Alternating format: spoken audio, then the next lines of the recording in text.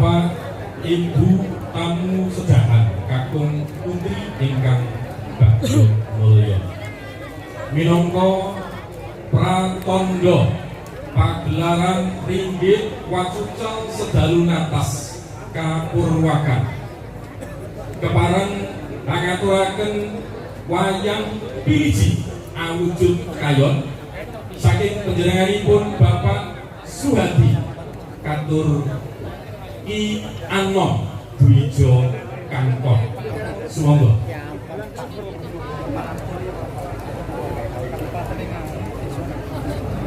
Semoga kepareng dipun dokumentasi Bapak Suhadi.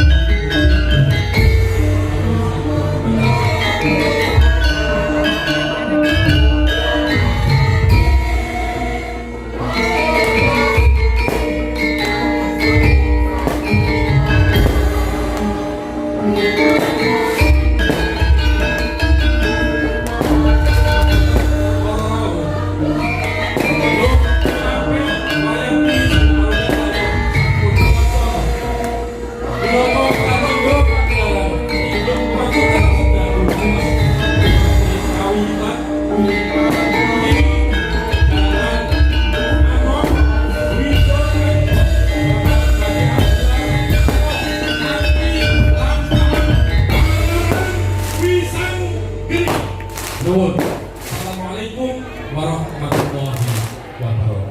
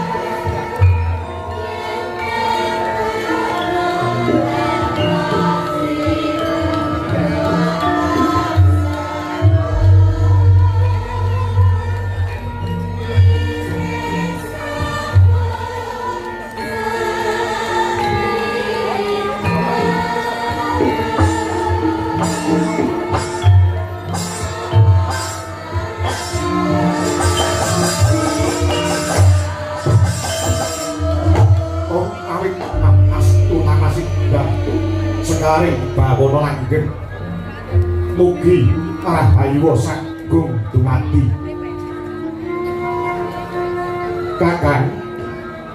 Kakang Guna Simarado pergenjong buk bolong ngaicut di sapa sing gawe wonten tibarake ngadaruh Adi Guru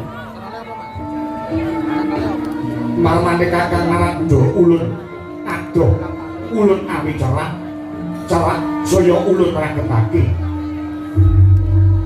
boya ana liya ingkang bakal ulun sumune katrangan kejawi namung Kakang Narado ingkang minangka dados parampara tegesipun dados pinisepuh ingkang mapan ana ing kayuwangan Jumbring Saloka. Nggih.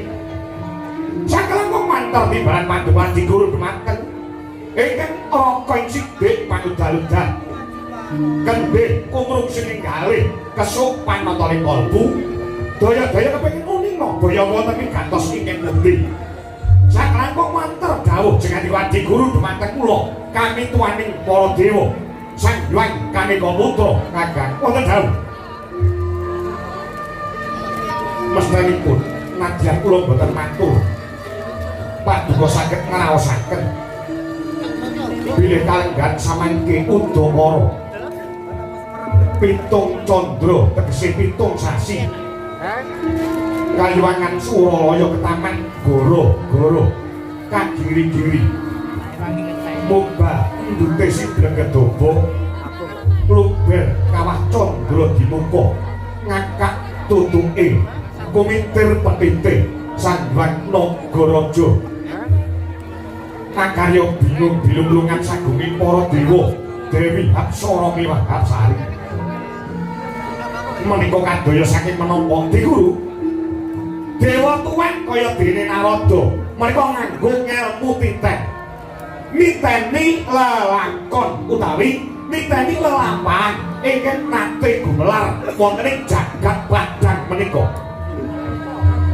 saben-saben Suralaya menika ketaman goro-goro awit wonten titah Pujanara ingkang mapan wonten ing Madyapada ingkang gentur tapane manteng semedine gandeng atine lawan Gusti kang Maha Suci Satemah Anggari Suralaya Sor Prabawa kasembyoking Bawa Genter utawi kasembyoking gara-gara ingkang kados mekaten menawi miturut gagasanipun Kakang Narada gara-gara ingkang nimbrung wonten ing Kayuwangan kadaya saking menapa Kakang Adi sasampunipun kula triti kanthi hormati kahanan wonten ing jagat kalenggan samangke boten wonten titahing Gusti ingkang nedeng teteki yoga brata lah kula gandeng-gandengke lawan lakon ingkang wonten Kayuwangan mbok menawi boten klentu panggraita kula geger kang sarta gara-gara ingkang nimbrung wonten ing Kayuwangan menika dipun timbulaken saking Kayuwangan Swarga Dahana Kayuwangan Swarga Dahana menika papanipun Bathara Brahma langkar kados mekaten nah monggo kula aturi mirsani dereng dangu menika Brahma menika mantu putrane putri nggih menika Sang Banari Dresanala ingkang sampun kadhapaken kaliyan penengah Pandhawa pun Arjuna inggih Janaka monggo bebrayanipun Janaka kaliyan pun Dresanala kalenggan samangke sampun pinercaya dening Gusti ingkang Maha Suci wujudipun wiji sejati ingkang tumanem tajem wonten padharanipun nggih menika pun Dresanala kula entuk sampun 7 sasi anggenipun gerbinipun Dresanala lah awet saking ageng pangaribhawanipun gedhe perbawane jabang bayi ingkang wonten jroning kandhutan Satemah Anggari Suralaya kawan goro-goro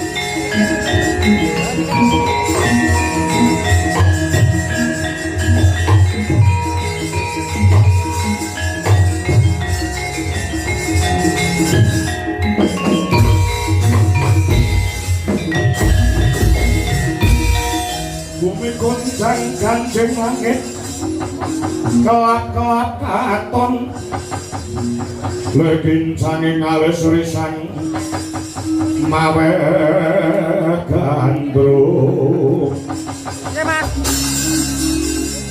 saban kadulu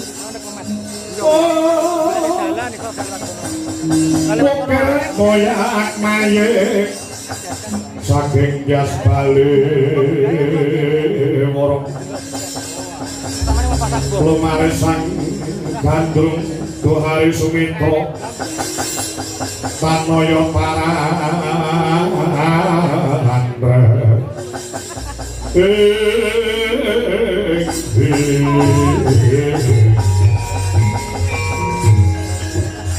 palungkot laguning bekas Lukito Rino Sekito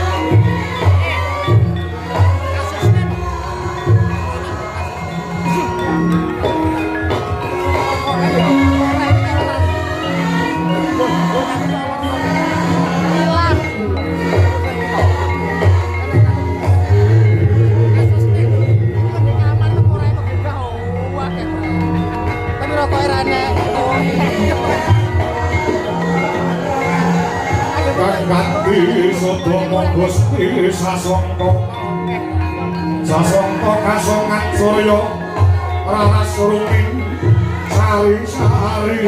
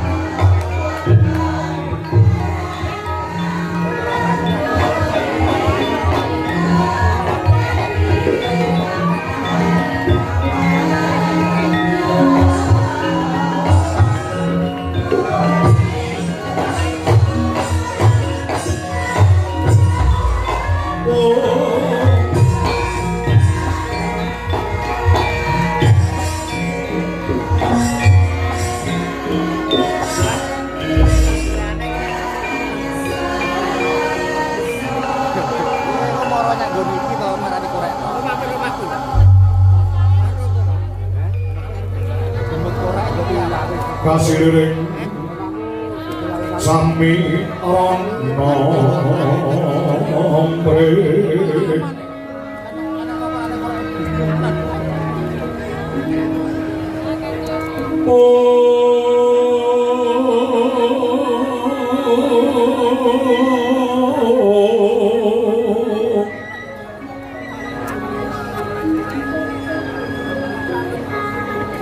sekarang gaduh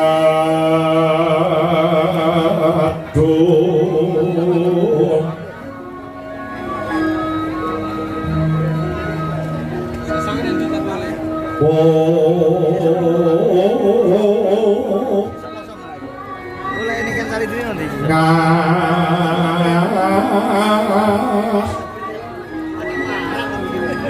gandanyo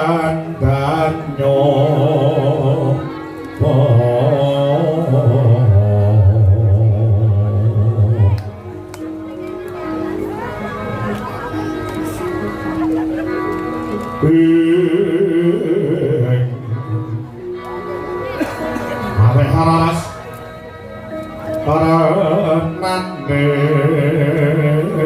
trio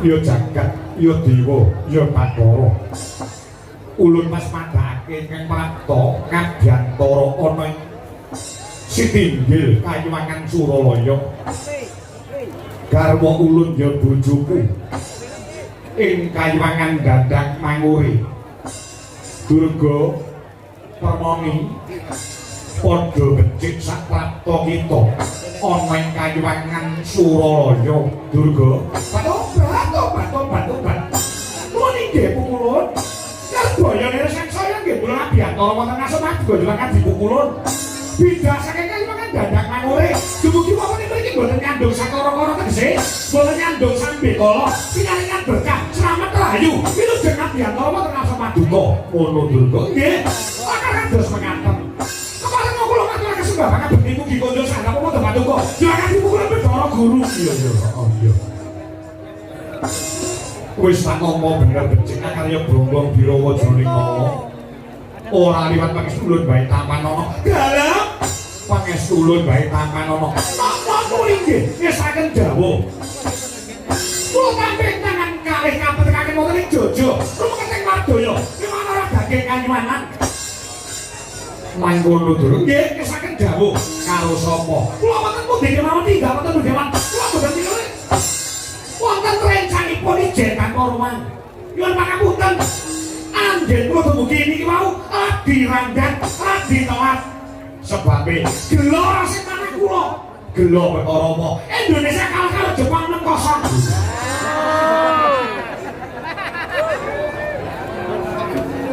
Perkara kaya ngono kok mikir, kowe sing mikir dhewe. Nggih, mila lagi randhat anggen kula.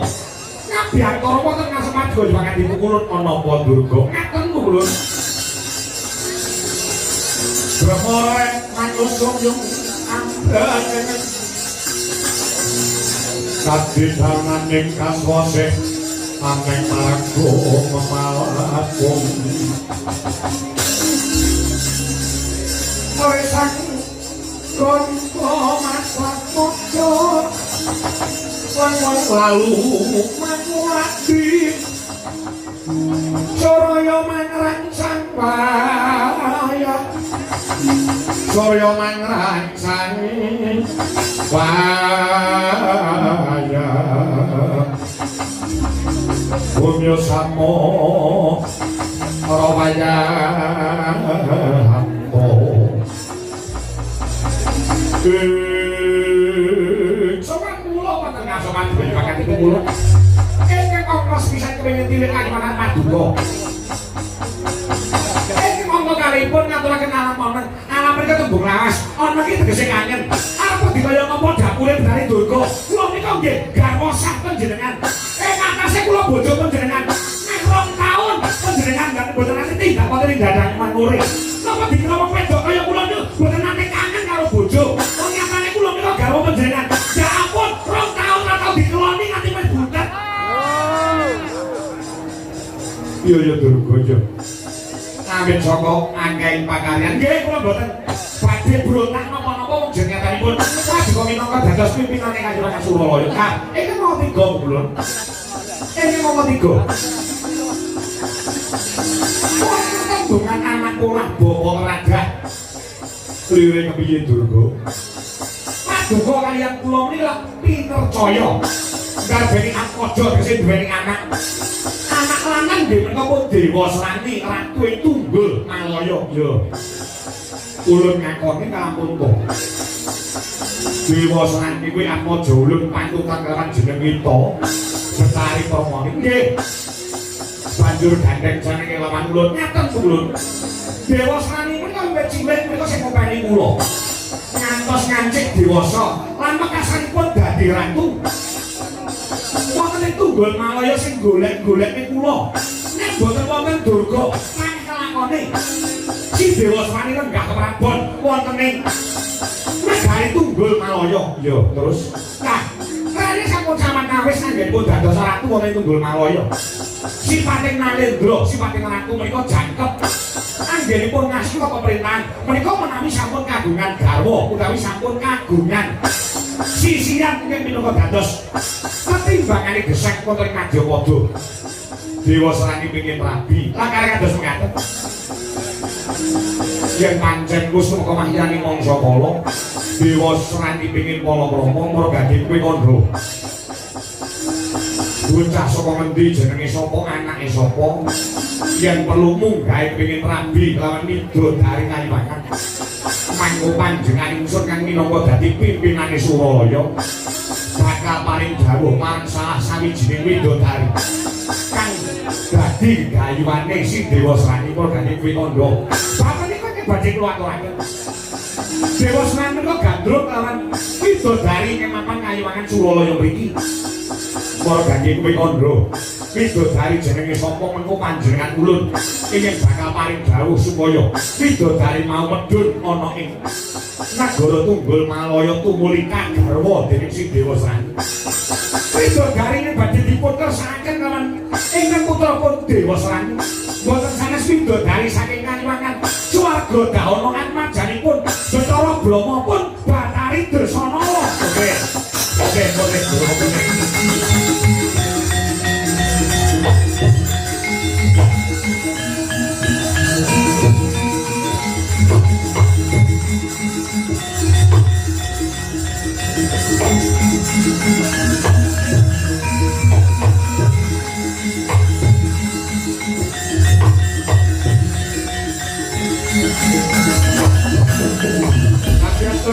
kapelangu Tori mangkul kinempin kempin besang ngarek bawono Dosang ngarek nanging bawono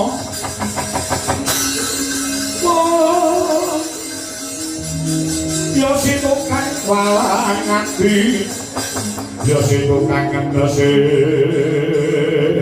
jas Yo situkan kudu garing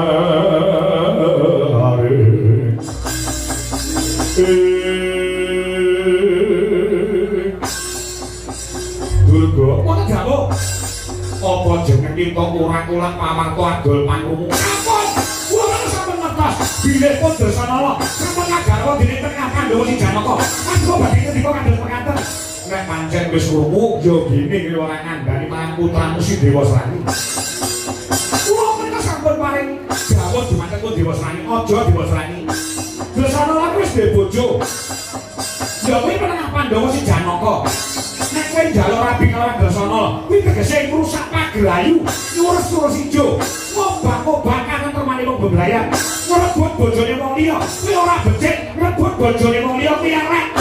Kula kandhani ngoten Dewa Srani malah jawab, "Dateng kula kami cethok, Ibu, gagah-gagahe wong lanang niku iso ngrebut bojone wong liya." Saya iso ngrebut bojone kancane dhewe niku. Napa mboten ngelu sirah kula? Nganti kula mbeni ber kula.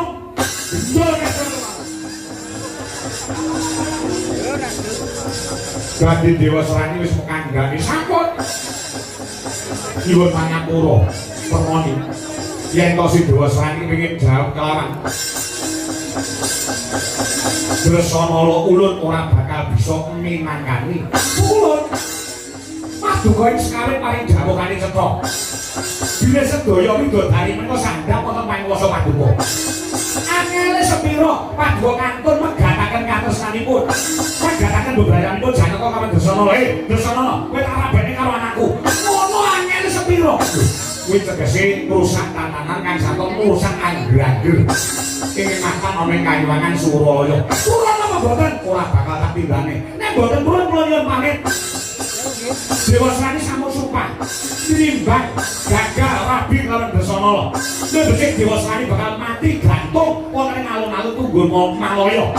Timbang Dewa Srani dadi tontonane wong akeh mati gantung, luwih becik kula patenane dhewe.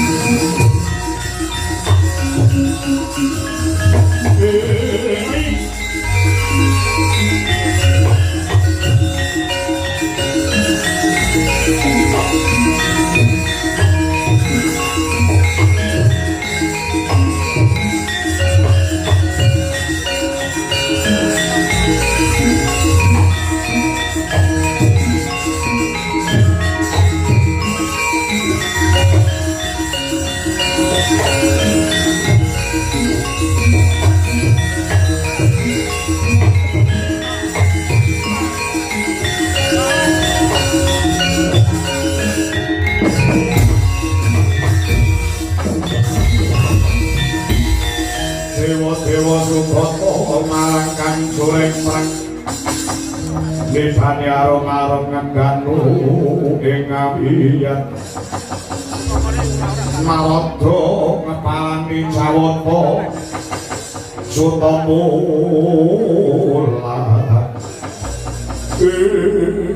apa dibungkul dari pose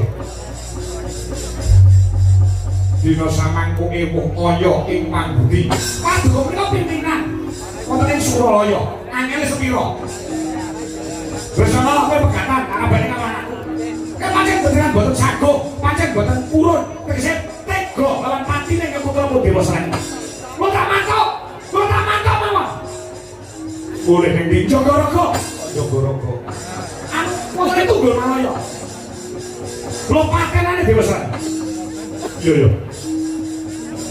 Durga buat-buatnya gede tanggung jawab ulun lawan anak si si Dewa Srani dina samangku mbuh piye carane bakalan pinangkani Dewa Srani bakalan rabekke kelawan Dresana kene di guru gekil iki kawaslo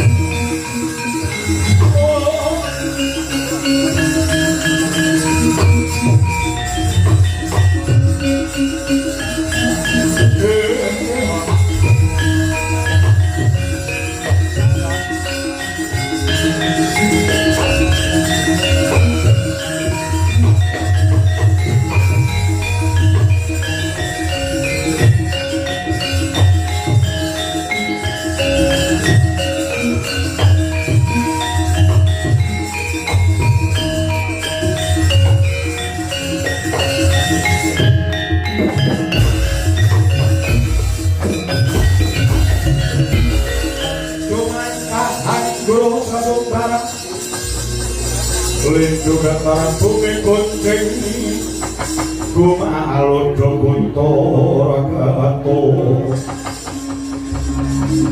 Kumo bengkang Jolo didi lumimbak Banyu kumambang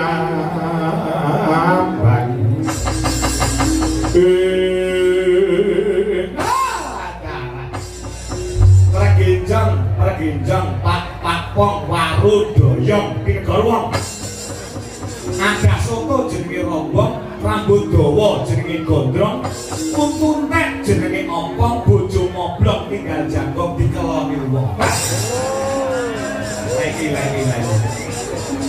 di guru wonten dawuh kakak piye nek pas badhe nuruti karepe anak niku pancen wajibe wong tuwa nuruti nek ditonton didelok kowe dhisik pakatine anak kuwi bener apa luput mapan nggon bener napa terjang apa maler kan iki mengke panjenengan duweni kesaguhan badhe dipun dhawuhaken lawan Dresana tegese purun boten purun mau tidak mau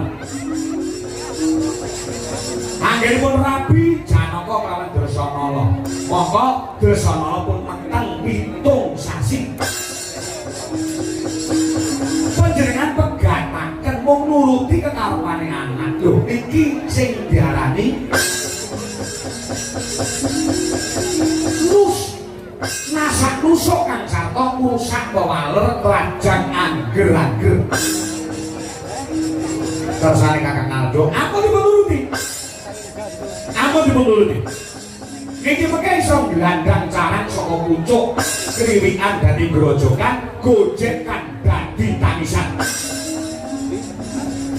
kula tak takon Kakang apa pimpinane kayangan mriku sinten Paduka sing menang Purba lan Masisa kahanan kayangan Paduka di guru sing menang nemtoke abang ijone melakon wonten ing Suralaya Paduka di guru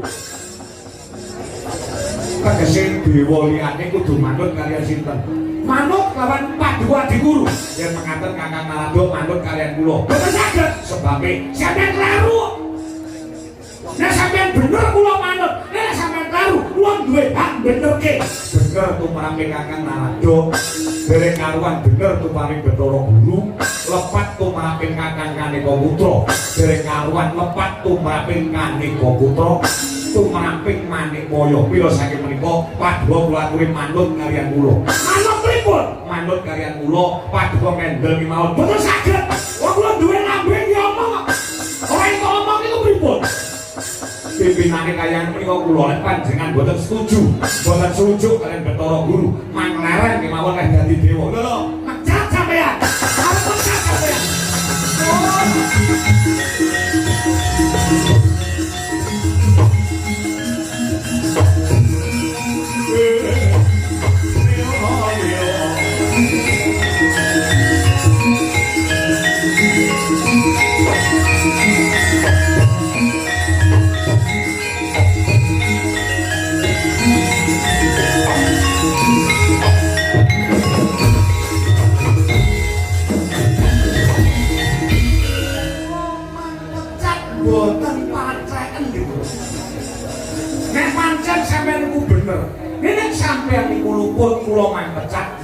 napa-napa.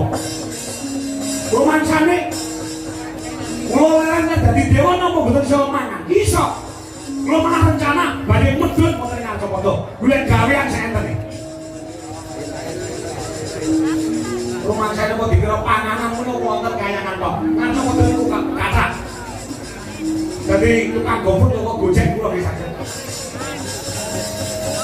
Kakang Narada mangender mang manut kalian kula. Mboten saged. Nek mboten saged lan mboten manut kalian kula, pinarak monggo undur beraken sugeng tindak. Wah, nundung sampean. Elok.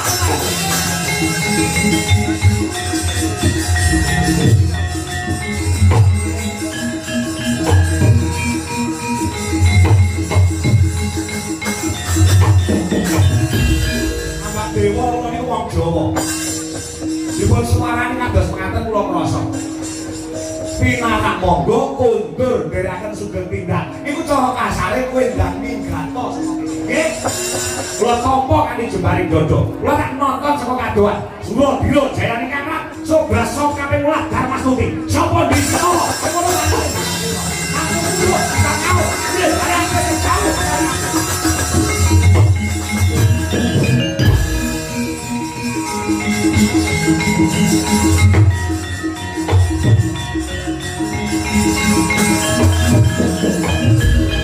Bangsa digondeli arep metu karo rombongan yo ben dewa tuwek. Isih akeh dewa sing nom-nom magak kepengin nderek dhumateng panjenengan. Iya. Kula bali Narada niku kedhiyen asine kedhiyen nganti sayang kyahine menika apike kali panjenengan namung wonten ing lair batine asine mboten cocok karo panjenengan. Asline Narada niku pengen nyaingi panjenengan, pengen dadi ratune para dewa. Mula kemresik kados mekaten. Narada mosok gandoli, arep metu saka rombongan Yos Ben. Golek ganti liyane, dewa tuwek kaya ngono. Sange ngomong iki. Nek rasane aku dewa tuwek. Ora enek gunane, ya. Rumangsane aku metu saka rombongan kene, sapa sing dikongkon mulai udan? Raimu.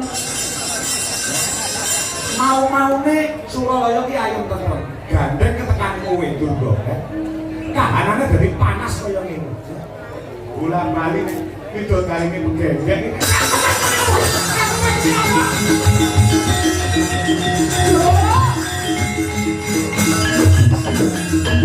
Aduh kok mendel mawon to kulon. Kulo dilakne diwadani widodari begenggek. Lah iya apa ora? Inggih kulon yo.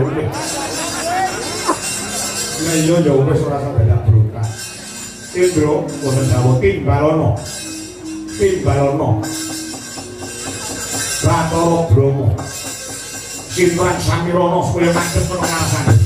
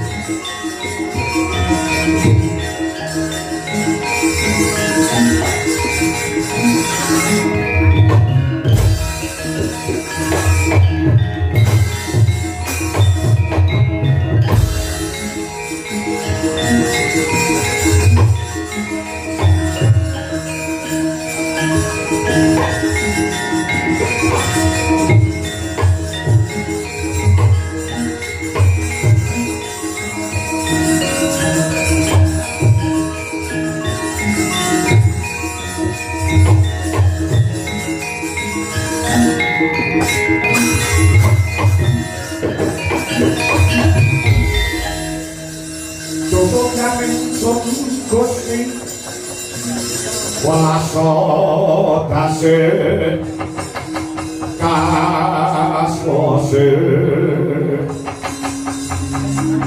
maragya lara asmara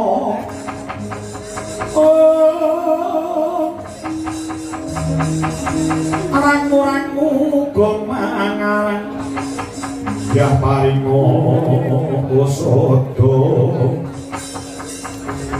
ngahangger jiwa kawula nglipur ngreteng logita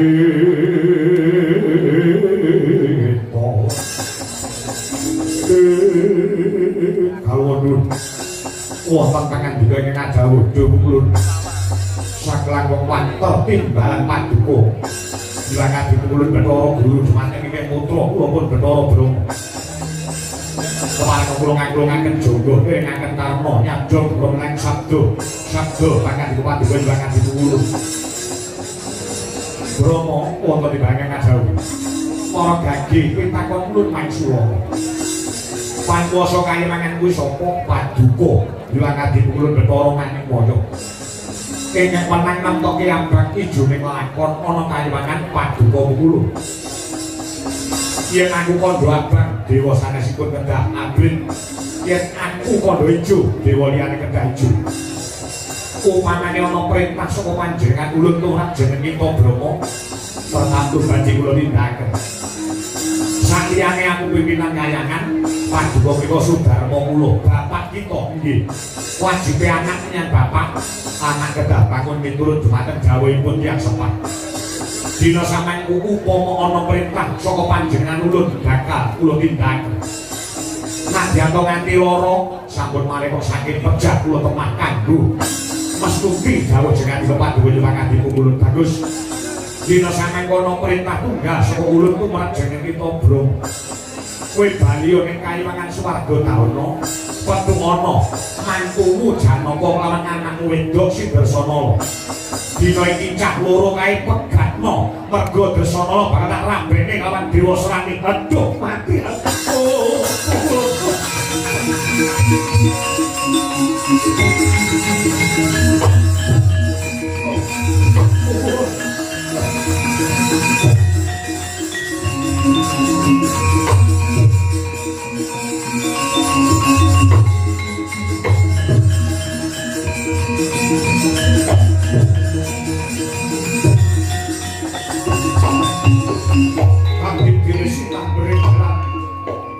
kula medangan dawuh pangandika pukulun dosa lan lepatipun anak kula menika menapa pukulun ewadene dawuh jenengan paduka supados pisahaken lan megataken anak kula Dersanala kelawan mantu kula pun Arjuna waduh pukulun tinimbang kula kinen megataken katresnanipun anak kula pilaur kula kinen ngadepi dalake Sima Barong Brahma yen sekawit jenenge kita kandha yen to apa sing dadi dawuh ulun bakal tindakake apa taringan kita ora ngrungokke Dersanala bakal tak rambene kawan Atmaja ulun Ratu Tunggul Malaya sing Dewa Serani nanging lare kalih engko sami-sami tresnanipun to dasanipun kula badhe tampa putu kulun Dersanala anak kula sampun gerbini sampun ngandhut sejaban bayi sampun 7 candra tegese 7 wulan dosa menapa yen kedah kula sandang yen ana dosane ulun sing napa ulun sing dadani pakune tinggakno perintah ulun lamun to jenenge kita ora ninggake perintah ulun apa pengen kesiku saka Bathara Guru mati ya yes.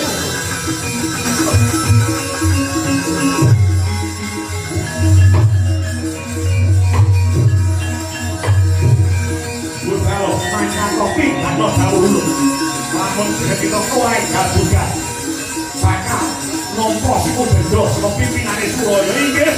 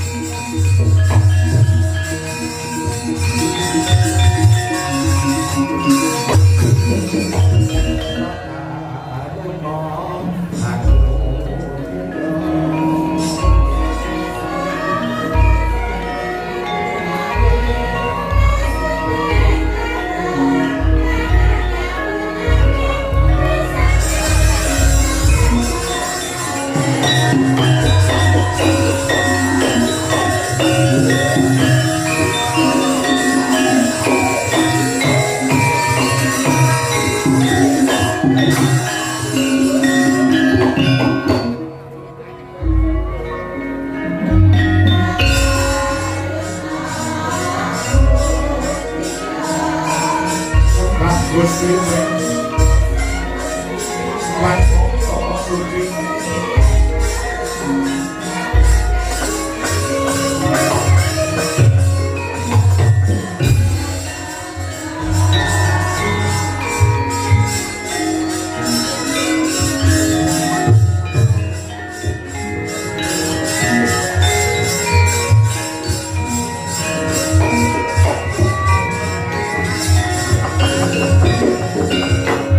Wis rutin dadi apa sing dadi lampane Dewa Srani. Matur nuwun kula matur nuwun. Semanten sing katresnanipun Maduka nyuwanganipun kula. Awet saking tresnanipun dumateng putra pun Dewa Srani. Yo. Lan kula yen pamit kowe bakal nyangen. Kula badhe sumusul lan memanuki lampahipun Bathara Brahma. Yen semunipun tasih kera ampuh jimbo kan sarta ragu-ragu anggenipun tetapi dawuh jenengan kowe mangkatipun kula. Yen ana menggoke kula yen badhe nglurusaken bangsa Bandha semono.